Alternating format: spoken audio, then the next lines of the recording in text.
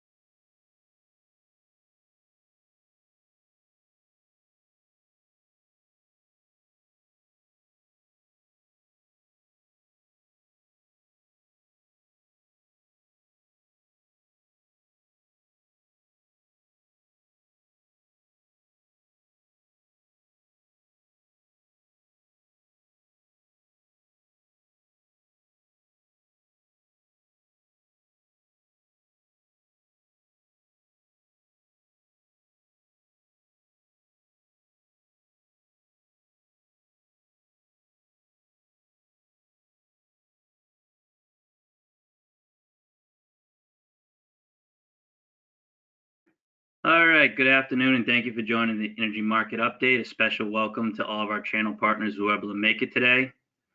For those who don't know me, that's me, picture on the right, John Vieira. Our agenda today, as usual, will be natural gas fundamentals, cover some market news, look at the weather, and then finish up with market data on price movement. And then to the right, we got our trusty legal disclaimer.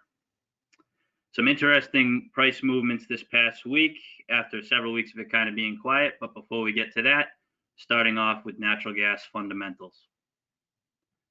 So, exciting news in the natural gas storage world. We have just left withdrawal season. We are into injection season. That means we're putting more into the ground that we're taking out. If we look at the chart in the middle for net change implied flow, we actually see across all the different regions, everything was an injection, where last week there was at least one withdrawal in the South Central. For this week, pretty tight range for the estimates. 69 at 70 BCF range. Last couple minutes even tightened up to 70 at 70. So it came out a little bit above that at 75. So as we're in injection season, if the number comes above estimates, slightly bearish, below estimates, slightly bullish, and then really depends on how much. So this is less than 10 BCF. So it's above, it's not just above. So a little bit of a surprise to the market today, but nothing unmanageable. Now, the two more important numbers we've been watching are, where are we compared to last year, but more importantly, where are we compared to that 5-year average? A couple months ago, we we're getting close to above 400, and right now we're at 329. Last week, we're at 295, and we've been 2 weeks just below the 300 mark, but lower than that 400. Now, the big part of that story is how quickly things can change. And as we can see in the chart, for most of 2022, we were traveling at a deficit. So now we're kind of a surplus to the 5-year average, but during 22 was all below, and now we're slightly above as we've come. One thing to notice too, the max and min, the light shade, gray shade, we're getting a little bit more space between that. So this is a very important story now already, because we're already worried about, what's going to happen next winter, because this past winter is no indication of what's going to happen in the coming winter. Estimates for the coming week, still very early, but somewhere in the 88 to 108 range, maybe down into the 70s, and we're going to keep an eye on that. Triple digits might be a little bit bearish. If it ends up on that lower side, 70s, 80s, might be a little bit bullish there. Next couple charts we're going to be looking at look very similar to what, especially the channel partners who've seen them before when we last talked in February. But they are the updated from the most recent STIO, or short-term energy outlook report. So really it's just moving forward in time. So this is reality of what happened in the white, and gray is the future forecast. The important things to note here are consumption was not as low as expected on forecast originally. In reality, it came in higher. This arrow is probably only going to peak around here and actually got just a slight bit above the orange line, the pink one. And more importantly, going into the future, we see production of natural gas not really making any substantial gains going into 2024. So this plays into, we're not producing more, but we're going to continue to export at a faster pace. It means less supply for US citizens because we're shipping it elsewhere in the world. So again, we've seen this slide, but updated picture on the right. So we're still expecting to max out molecules that we can send abroad. Some of the most recent forecasts for how much we could be exporting is getting up to 24 to 30 BCF, so more than doubling our maximum that we've been able to export currently. And we've hit records in just the past few weeks, getting up to almost 15 BCF a day, 14 and change over here. And a big part of that is due to Freeport coming back online. So we see Freeport had shut down in the light blue, and then we saw it coming back online slowly and then ramping up to full capacity output. And there's a lot of projects that are being built to continue to export in the few years, and we had President Biden promising to send more to Europe and elsewhere around the world.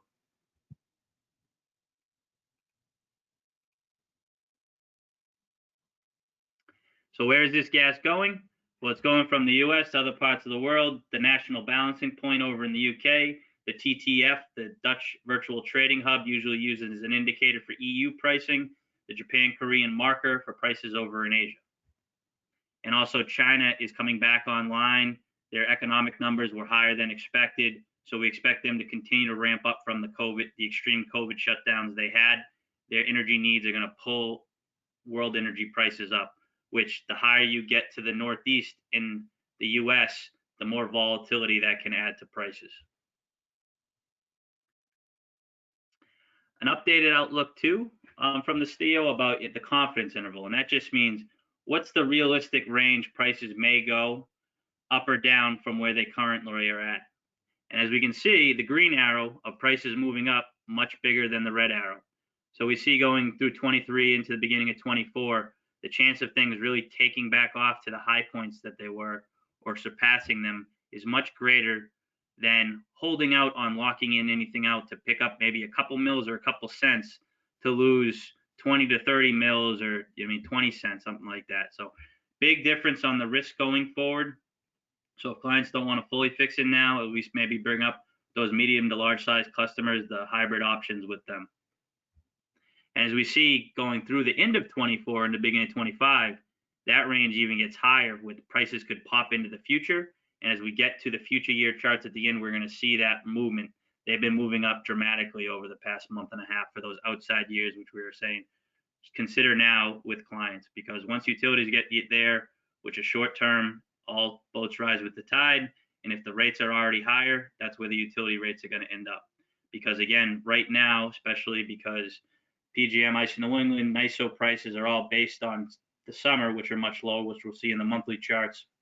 A 6-month utility rate is going to look a lot lower if the winter is not included in a term contract. And that should be able to be explained away in a quick 30-second pitch to the client.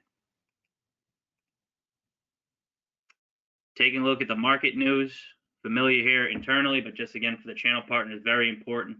The Freeport LNG story, they are back online. They've returned to full commercial operations. They say they have a capacity over 2.2.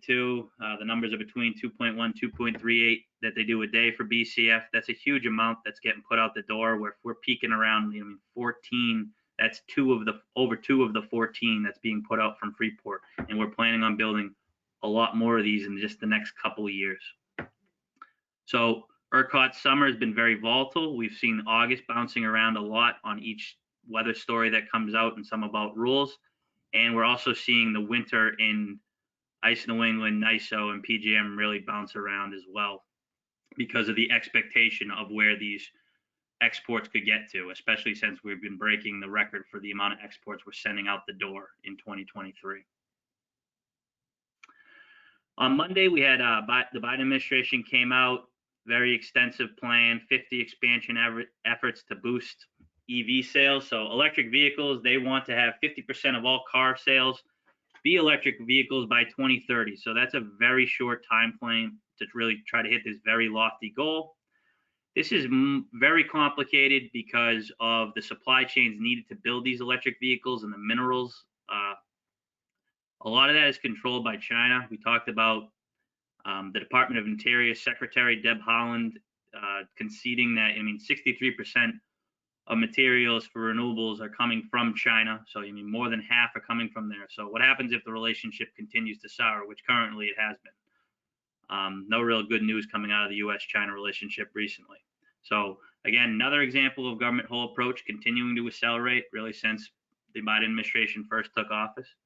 So we want to also review too, EVs add demand to the grid in the coming years. So as this demand gets added, where's that supply come from? So worth evaluating those outer years. Lately, it seems like rules. NYISO is just has plans for another PICA rule that's coming out. So the grid operators, the people that actually have to keep the grids on, and not the politicians that say we want to go green sooner than is physically possible through engineering or the technology that we have currently, they're given a warning saying by 2025, when this rule comes out, we might start suffering resiliency and reliability problems, meaning basically when it's really cold or really hot, we might not be able to provide power. So that's a very big problem. It gets into translating goals into reality and how big of a switch this is from where we currently have our electrical grids around the country to where we need to be. And the quicker we accelerate that and the more variables that play into it, the more volatility that could come out of it. So if anything goes wrong, we could really see prices take off. Perfect example would be what happened in Europe. They said, we're going to be all set. We're going to have the Nord Stream 1 pipeline. The Nord Stream 2 is being built. Russia's going to supply us. That plan didn't go wrong while they were going green. And we had the entire issue that happened last year when the Russia-Ukraine issue started. So these rules continue to pop up at the federal and state level. So evaluate with clients now those longer terms. That's kind of a theme through all these things. It's taking a look at what's going into the future because a lot of bullish stories seem to be materializing that really could push prices. That's confirmed by that slide. The green arrow, the higher risk of prices going up than going down from where we are. So a couple other stories in news, more about Deb Haaland, the G7 saying, we're going to keep working towards these goals. It was kind of reassuring a united front about a story that Japan basically forgo the price cap of $60 on Russian oil. They paid more. So they kind of want to show, yes, the G7 is still together and we're working against Russia. But really, the leading story, EPA has been going at an extremely fast pace since the beginning of 2023. They got shot down at the Supreme Court last year for overreach of power in June. But February, March, April, they've released 4 different sets of rules targeting fossil fuels. So the most recent one is targeting tailpipe emissions from cars. So trying to shut cars down, and the date for those rules really start in 2027. So we talked about a couple weeks ago, the PJM rules that are going to be focused really shutting down coal plants by 2028. Now we have this rule by 2027. So these are all falling within our term lengths that we're evaluating with clients. And if companies are getting pushed in this direction anyways, they might shut sooner than later. So we might see these changes in 24, 25, and 26 as well, making the chance for an upside pop much more realistic. Because at the same time, this is shutting down supply and adding demand. So a recipe for upward prices. And just going into that a little bit of detail more. So the EPA targeted strongest limits ever against wastewater from coal plants, smog that travels across state lines, mercury emissions, saying that could shut almost 13% of the coal capacity in the country. So that'd be a big hit for supply that way, especially if we don't get the renewable projects built, because we've been having several issues with getting solar and wind online. And as we take a look at the charts, especially for PJM, 60% of the coal plants in PJM could be retired by 2030. So indicated by the red arrow. And then if we take a look at the chart on the right, we see that coal is the third biggest generation source in PJM. And then in addition to that, it could shut 30% of gas plants in PJM, these new rules from the EPA. So if we lose the biggest generation source, 30% of that, which is natural gas in PJM, where are we going to make up this supply in such a short amount of time? So a lot of pieces that are moving, we got to keep an eye on. These things, though, as they continue to shut down, the Homer City, biggest coal plants in PJM, announcing they want to shut down in June. They still have to go through a reliability study with PJM, but they announced that. It's putting more pressure on coal plants to stay open. If we lose supply and don't replace it, it's going to put pressure on those upward years, and we've seen that reflected, and we'll take a look at that when we get to the charts. Taking a look at the Russia-Ukraine situation, still continues to dig in and get worse, causing supply chain issues around the world, and causing issues with countries that either haven't picked a side or getting people to dig in more of not being able to send supplies to one another or putting tariffs on one another with sanctions. Most recently, just today, Zelensky met with the Secretary General of NATO, saying we definitely want to be part of NATO, which is part of the reason that the entire conflict with Russia began for the invasion. The G7 during that talk about renewables also came out saying, we're going against Russia. We're not going to give them any pass on this, even though, Japan decided to buy above $60. So this continues to escalate. Doesn't really seem like a conclusion's coming anytime soon. And then the bigger story that continues to grow is what's the U.S. and China's relationship moving forward? Hopefully it thaws out and gets a little bit friendlier, but it's been very contentious of late. Part of that kicked off when the U.S. Commerce Department did an investigation, found that 4 Southeast Asian countries were taking Chinese products that were supposed to have tariffs on them and importing them to the U.S. underneath their country's names to avoid those tariffs. Basically brought the entire solar industry to a standstill early last year.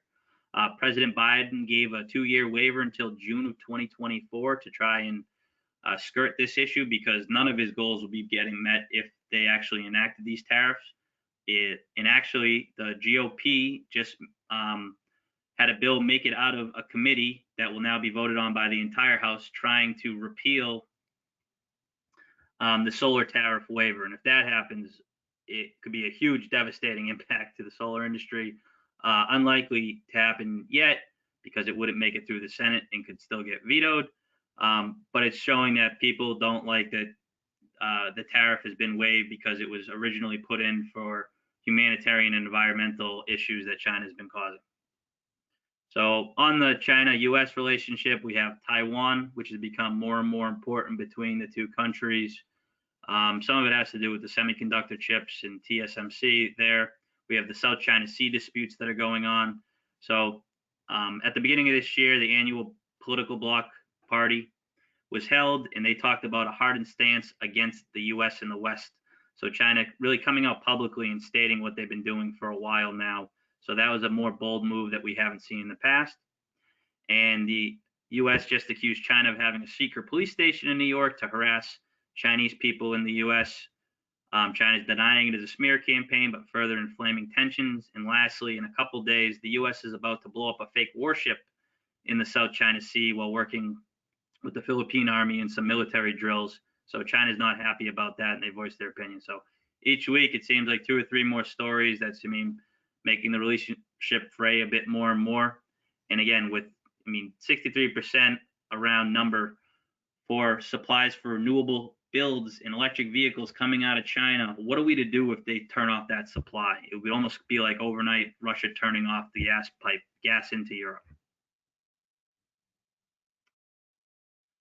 Moving over to the renewable bucket and goals, we see that states continue to get more aggressive around the country. Past couple of weeks, we talked about Maine and New Jersey coming out with new goals, higher amounts on a shorter timeline. Well, Michigan just came out with another rule. They want to shut all their coal plants by 2030 and require 100% carbon free by 2035, as well as some others. So again, these keep coming out at the state level faster and faster. As it's proposed, it doesn't affect the state compliance renewable rate, usually referred to as RPS. So if you sign a contract for 3 years, in most states, you can get governed in from these escalations, because instead of maybe needing to increase by 2% the next 5 years, it moves to 4% the next 5 years. And that's going to drive up that renewable bucket on a contract. So as long as you lock in the fixed adder, you're able to be grandfathered in for the length of the contract in most cases. And we're seeing that renewable momentum is not going to stop. Even if the White House flips at the next election, the entire momentum isn't going to completely stop. It's either going to get faster if blue keeps it, and maybe tap the brakes, but keep going if red does. Taking a look at end of the year reports. So Q4 2022. So how do we actually do for getting more renewable compared to the year before in 2021? We see ISO New England was only up less than 1%. ERCOT, PJM was up less than 1%.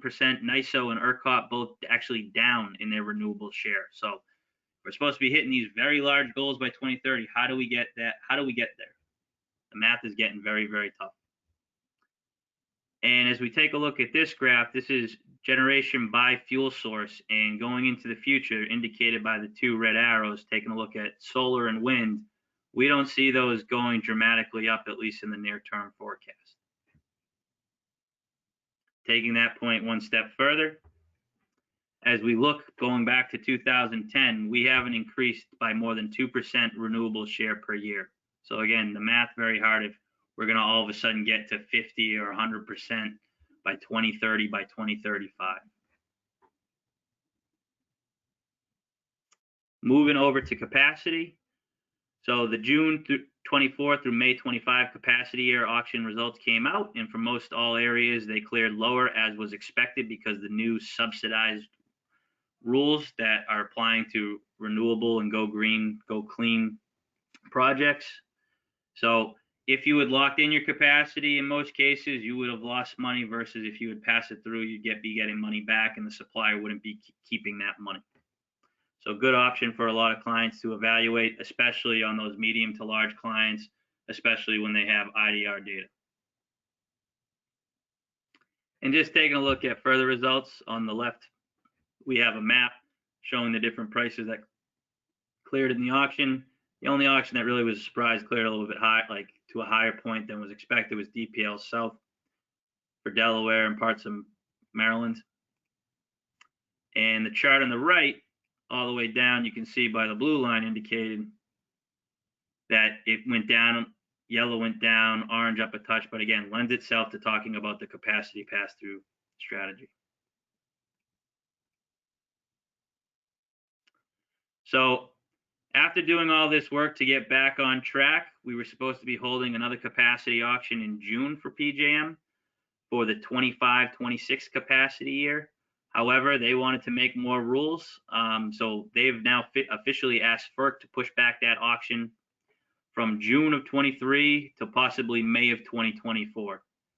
So the more uncertainty around rules and everything, you're gonna have premium put on that bucket, but the rules are leaning towards subsidized and helping more people get into the auction at cheaper than what they actually cost to sell their goods or sell their capacity on their units or renewable projects. So again, all of this contributes to bringing up capacity pass-through auction.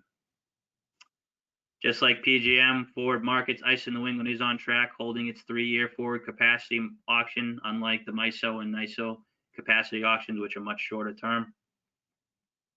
So FCA 17 just cleared, low results again for basically the whole pool.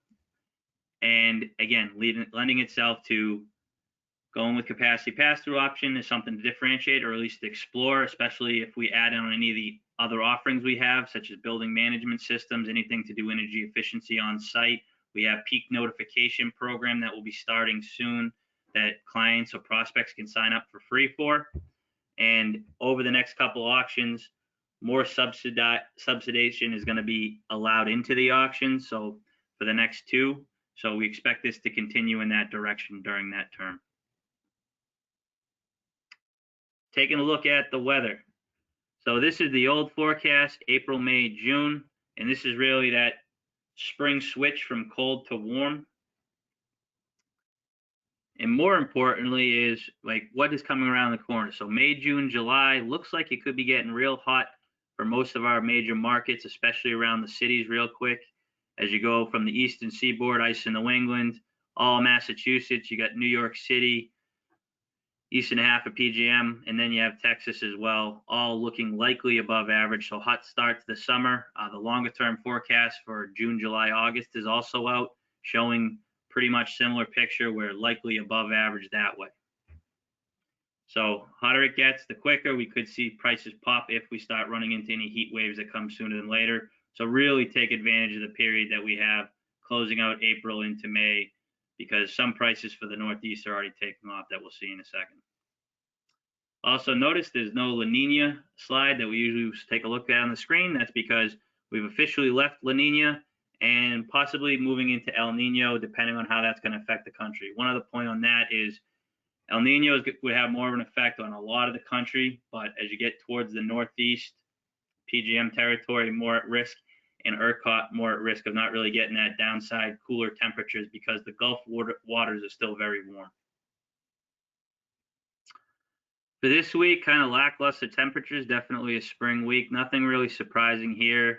The only really freezing temperature for real feels MISO on Saturday, and Texas not really popping too much into the 90s or hundreds really to start seeing if the LMPs are going to be moving up or not. Again, where the market is now, we expect future prices to rise only. Fixed strategy. If you expect prices to only go down, index strategy is the way to go. If you're unsure, some portion of low block, falling block and index hybrid strategy really helps optimize the project dollar cost average in and take advantage of dips when they come. Small to medium clients can get the fixed data now and then flip to fixed if prices start to move back up. If we can bring them those bullish news ahead of time, that would be ideal. And they will also get quicker pricing quotes because they're already under contract. They don't have to do credit checks. And they also will have the benefit of that state compliance renewable bucket in most cases. Taking a look at the market data. So summer really took off this week for ICE in New England. We saw July really have a big pop here. And we also had the winter moving up, so we're seeing higher prices. So July really jumped up, setting prices higher over the past few days. And we've seen the winter, January and February. I mean, that's been common to see that popping down for both this year and next. Taking a look at the balance of the year. So taking a look at the months of May to December of 2023, we had ICE New England rallied up 6 mils week to week. So now closer to the midpoint of the 52-week average and low. So after, several weeks of just kind of moving from the left to the right, just kind of flat around the bottom, we saw another spike up. Will this continue? Again, take advantage of this before we start getting back above the 52-week average. And also to remember, the beginning of the chart for the 52-week is now this month, so 4/19. So all the old lows of December 21, January, and February of 22 are all off the board. And as you can see on the green chart, those were much lower. Similar story for calendar year 24 for ICE in New England, moving up, but not as much. So up 2 mils week to week, but that's now getting closer to the 52-week average, where before past several weeks was closer to the 52-week low. Taking a look at ICE New England gas, spiked up. This is one of the biggest pops we had, 7.5 cents during the week. So big pop up, was actually bigger than that, but yesterday settled down a little bit more. So now close to that midpoint after being pretty much at the low for several weeks. And calendar year 24 for ICE New England gas rallied up 4 cents week to week. So still a touch closer than the low, but on Tuesday was actually a little bit closer to the average.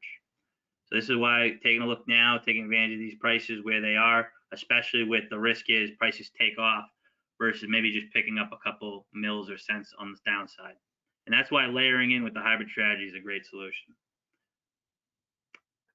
PJM saw some upward ticks for that July month as well in the Northeast. Winter, not as much movement there. For PJM balance of the year, off about a 0.5 mil week to week, so not too much movement in that regard. Still a bit closer to the 52-week low. And calendar year 24 for PGM, up about half a mil week to week. Now close to the 52-week average. So PGM charts, when we get to those future years, it's going to be interesting. You're seeing the future years start to move up on on all this news about the coal plant retirements and how they're going to be able to handle it. We're seeing those outer years move up. Taking a look at PGM gas, up a penny and a half week to week, still close to the 52-week low. And part of that is the old low prices from early 22 are now gone. And calendar year 24 for PGM gas was flat week to week, but now that's getting close to that midpoint between the 52-week average where we were closer to the low before. Taking a look at ERCOT Houston, actually they think summer might be okay.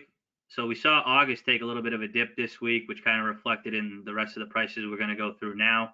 But that's been the most volatile month. We've seen August come up and down week to week, depending on what news comes out.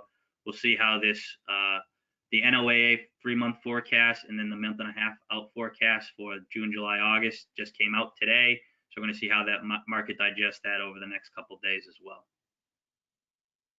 Taking a look at ERCOT Houston load zone, off about 2.5 mil week to week. So hit a 52-week low yesterday. So the north going up, ICE New England south going down right now. So great point saying, hey, it's buy at the low. Great point to get it in, especially with August taking a little bit of a break right before the news came out about the hotter summer. And Houston 24 off about 3 mils week to week. Now back basically at that 52-week low, just hovering above it. Houston Ship Channel was up a half cent week to week after establishing a new 52-week low Thursday. But as we take a look at the short-term graph, what we're worried about is the spikes coming up. Because if we look at that, yes, it moved up and down a little bit, but it's kind of been flat past several weeks.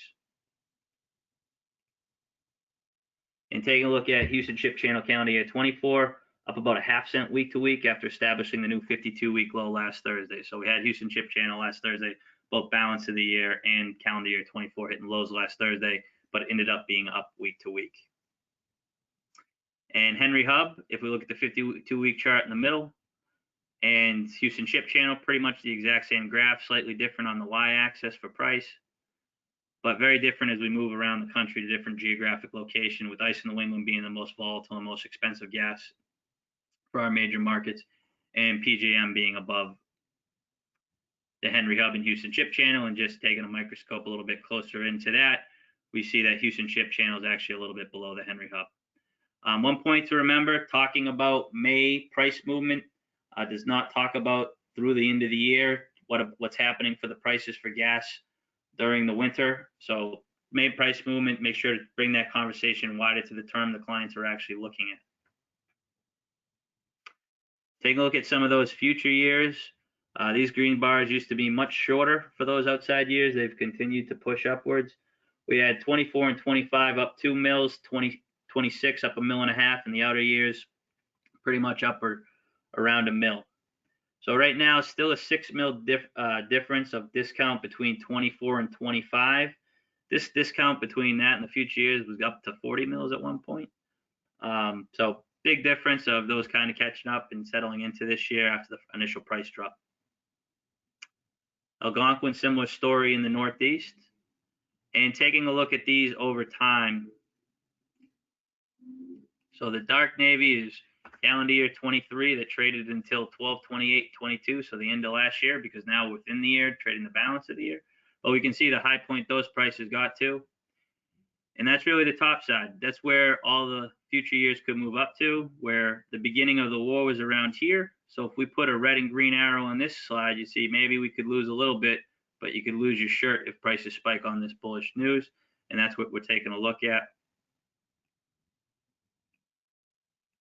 And on this slide, calendar year 24 is still more expensive than the outside years. That's going to flip as we go through the other markets. Taking a look at PGM wholesale. So talked about coal retirements and the trouble with supply. These orange bars were a quarter of the height of the gray bar beforehand. Now we're seeing the outer years almost at the same level as where 2023 last traded before the year actually started. And we're seeing 24 actually at a 3 mil discount to year 25. So opposite of what we had seen for a while. So we saw 24 up up a half a mil, 25 was up a mil, and the outer years all moved up 1.5 million. So as these stories could keep to come out, as different parts of the Biden administration put more rules to shut supply, it's been putting more pressure on prices. So what story is going to come out next? Have a plan before that does.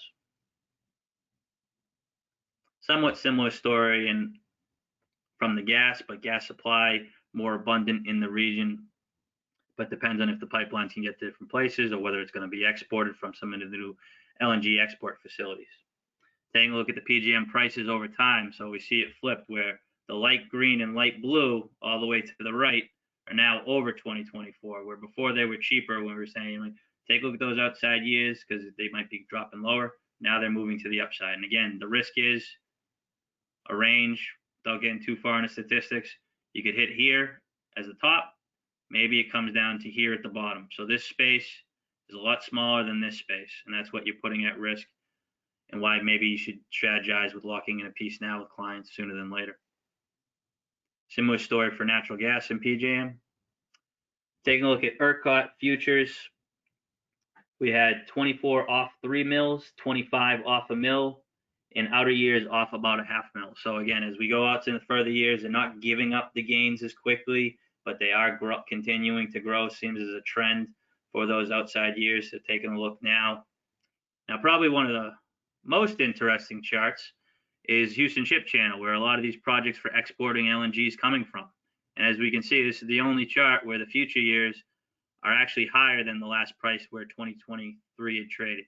So that's the gray bar on the right. So in going into the future, the money is starting to talk and say, you know what, we kind of believe in this export story. We are hitting record highs for LNG being sent out of the country, and a plan to double that or more in the next coming years, while maybe not being able to build the renewables is putting us in a tough predicament.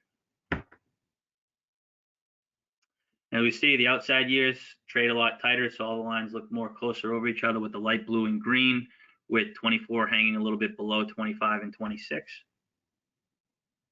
And as we just look at the gas, those outside years getting more expensive on the stories of LNG exports.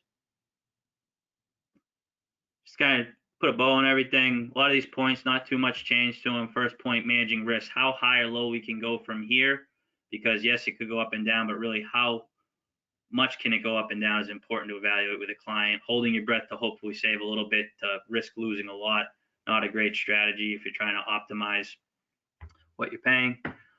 Evaluate in longer terms. Beforehand, this point said taking advantage of that discount to future years, but that really only exists nice in New England now. Now it's about avoiding the other possible bullish stories from actually materializing and sending those outer years even higher than they are. Again, very important, especially for ICE New England, NYISO, PJM, that have to compete against summer utility rates. Those are naturally lower because those months are a lot lower if you don't count the winter during a 12-month term. When you take a look at a rate, those monthly charts should be able to explain that in just a couple seconds to a client. ERCOT, most expensive months the summer, so that's not as big of a challenge now, but a good reminder during the winter. Point in green, we've had a significant drop since the beginning of the year, really crashed during January into February, some new lows still being developed here in April, but prices are in a good spot to evaluate with clients and go out to those future years to lock in either a portion or 100% of that load. Stories keep coming. The government whole approach to going green is real, and it continues to accelerate. No plans on stopping. It's a very complicated situation, further complicated by geopolitical factors around the world with supply chains. So if this isn't done really perfectly, could be a lot of upside volatility in the coming years. And lastly, helping to differentiate by talking about different price components, the renewable bucket, the capacity bucket, and offers that are available versus just a fixed rate, really can help get into the weeds of how best to save for a different client and how they behave. Thank you all for attending. For our partners, please reach out to your account manager if you have any questions and you want to learn more or you need anything customized. Have a great day.